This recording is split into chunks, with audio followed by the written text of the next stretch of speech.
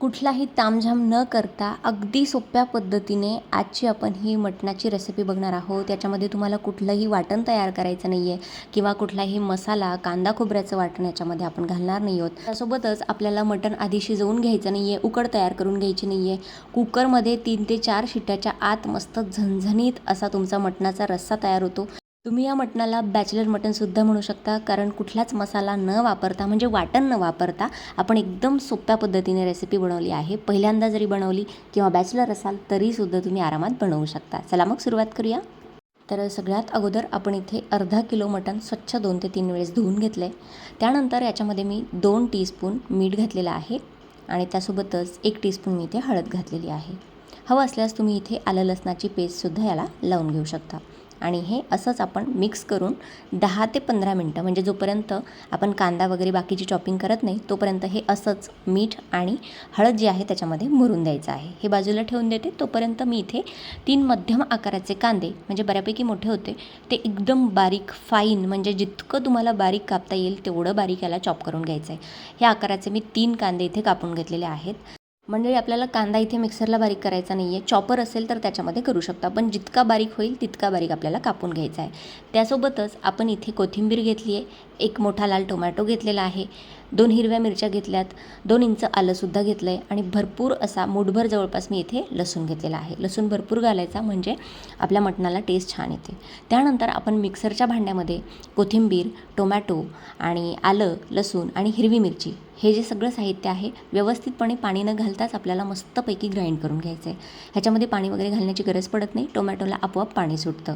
तर अशा पद्धतीने मी याचं छान मस्त एक वाटण तयार करून घेतलं आहे. तर आजची जी मटणाची रेसिपी आहे मंडळी, याच्यामध्ये कांदा, खोबरं किंवा नेहमीचा जो आपण काळा मसाला वापरतो तसा अजिबात वापरणार नाही आहोत. तरीसुद्धा अगदी जबरदस्त चवीचं हे मटण तयार होतं. जर कधी कधी घाई असेल, गडबड असेल तर मसाला तयार करायला वेळ नसतो, त्या दिवशी अशा पद्धतीचं मटण एकदा नक्की करून बघा.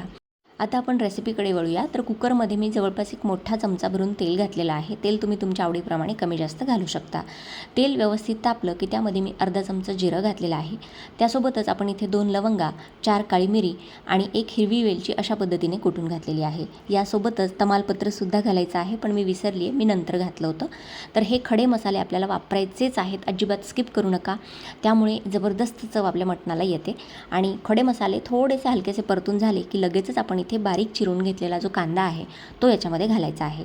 म्हणजे मी सुरुवातीपासून सांगितले की कांदा जितका बारीक होईल तितका बारीक कापून घ्या, चॉप करून घ्या, कारण कांद्याचीच ग्रेव्ही आपल्या मटणामध्ये इथे तयार होणार आहे. त्यामुळे व्यवस्थित कांदा बारीक चिरून घ्यायचा म्हणजे आपला रस्सा जो आहे व्यवस्थितपणे मिळून येतो. आता हा जो कांदा आहे आपल्याला व्यवस्थितपणे छान मस्त हलकासा ब्राऊन होईपर्यंत तळून घ्यायचा आहे.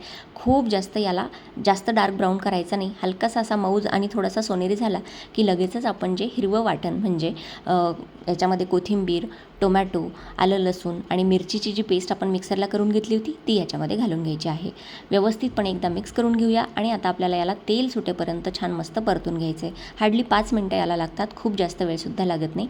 तर अशा पद्धतीने बघू शकता आता इथे हलकंसं तेल सुटायला सुरुवात झालेली आहे. याला तेल सुटायला लागलं की मस्त याचा कलरसुद्धा हलकासा असा सोनेरी व्हायला सुरुवात होते. आता मस्त तेल सुटल्यानंतर आपण इथे 1.5 चमचा लाल काश्मीरी मिरची पावडर घातलेली आहे. त्यानंतर मी इथे 1.5 चमचा धने जिरे पूड घातलेली आहे. त्यासोबतच मी इथे 2 चमचे घातलेला आहे मटण मसाला. जर तुमच्याकडे मटण मसाला नसेल तर तुम्ही इथे चिकन मसाला वापरू शकता किंवा मग घरचा घरगुती काळा मसाला, घाटी मसाला, मालवणी मसाला, कुठलाही मसाला तुम्ही इथे वापरू शकता. तिखट तुम्ही तुमच्या आवडीप्रमाणे कमी जास्त करू शकता. मसाले व्यवस्थितपणे परतून झाले की हलकंसं अर्धा कप पाणी मी याच्यामध्ये घातलेलं आहे, म्हणजे मसाले आपले इथे जळणार नाही आणि व्यवस्थितपणे छान याला तेल सुटेल. तर सुरुवातीला सांगितल्याप्रमाणे तेच पान मी इथे विसरले होते. सुरुवातीला खडे मसाले घातले तेव्हाच घालायचं मी विसरले होते, म्हणून इथे सगळ्यात शेवटी मसाल्यामध्ये घातलेला आहे. मसाला व्यवस्थित छान परतून झाला आहे. आता आपण जे मॅरिनेट करून म्हणजे मीठ आणि हळदीमध्ये जे मटण आपण बाजूला ठेवून दिलेलं होतं ते याच्यामध्ये घालून घ्यायचं आहे.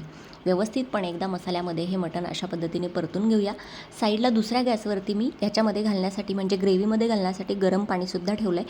थंड पाण्याचा वापर याच्यामध्ये करायचा नाही, म्हणजे मटण लवकर शिजतंसुद्धा आणि मटणाला तर्रीसुद्धा छान येते. त्यामुळे थंड पाणी इथे अजिबात वापरायचं नाही आहे. तर जितका रस्सा तुम्हाला हवा आहे, ग्रेव्ही हवी आहे, तेवढं पाणी याच्यामध्ये घालायचं आहे. तर आता मी सहसा हे मटण करताना खूप जास्त पातळ रस्सा ठेवत नाही. थोडासा कॉम्पॅक्ट असा ग्रेव्ही किंवा ढाबा स्टाईल आपण जे मटण किंवा अंडा करी वगैरे खातो त्यामध्ये खूप जास्त रस्सा नसतो. हलकंसं थिक असतं. तशा पद्धतीची ग्रेव्ही मी करणार आहे. म्हणून खूप जास्त पाणी घातलेलं नाही आहे. मटण बुडेल आणि थोडंसं किंचित 1 इंचभर पाणी वरती राहील असंच मी पाणी याच्यामध्ये घातलेलं आहे. थोडीशी कोथिंबीर घातलेली आहे व्यवस्थितपणे. हवं असल्यास तुम्ही इथे कसुरी मेथीसुद्धा घालू शकता. आता आपण कुकरचं झाकण बंद करून 4 शिट्ट्या काढून घेणार आहोत.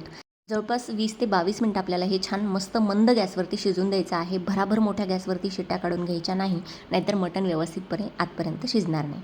तर पूर्ण 22 ते 25 मिनटं झाल्यानंतर पूर्ण कुकरची वाफ गेल्यानंतरच आपल्याला कुकरचं झाकण उघडायचं आहे. बघू शकता मस्तपैकी तर्रीसुद्धा आलेली आहे आणि छान आपलं मटणसुद्धा इथे मऊसूत शिजलेलं आहे. बघू शकता. तर अशा पद्धतीने अजिबात कुठलाही तामझाम न करता किंवा कुठलाही मसाला, वाटण किंवा कांदा खोबऱ्याचं जे नेहमीचं आपलं वाटण असतं ते तयार न करता एकदम सोप्या पद्धतीने हे बॅचलर मटण मी आज तुमच्यासोबत शेअर केलेलं आहे मंडळी.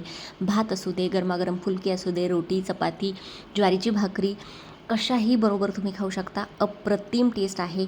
मला खात्रीने सांगते मंडळी, एकदा जर तुम्ही अशा पद्धतीने हे मटण किंवा ह्यामध्ये तुम्ही चिकनसुद्धा बनवू शकता, अंडा करी बनवू शकता या मसाल्यामध्ये. जर तुम्ही एकदा ट्राय केलं ना तर नेहमी तुम्ही याच पद्धतीचं मटण बनवून बघाल ही खात्री तुम्हाला देते. कारण जबरदस्त चवीचा हा मसाला किंवा टेस्ट या मटणाला येते. कारण या मटणाचं विशेष म्हणजे तुम्ही मटण खाल्ल्यानंतर 3-4 तास तुमच्या हाताचा सुगंधसुद्धा जाणार नाही. इतकी भारी टेस्ट येते. तर नक्की एकदा ही रेसिपी ट्राय करा आणि मला कमेंट सेक्शनमध्ये सांगा की आजची रेसिपी कशी वाटली. व्हिडिओ जर मनापासून आवडला असेल तर व्हिडिओला जास्तीत जास्त लाईक करा, शेअर करा आणि असेच नवनवीन व्हिडिओज आपल्या चॅनलवरती बघण्यासाठी चॅनलला सबस्क्राईब करायला विसरू नका. चला भेटूया अशाच एखाद्या नवीन व्हिडिओसोबत किंवा एखाद्या हटके रेसिपीसोबत. तोपर्यंत धन्यवाद. Thanks for watching. Take care. Bye bye.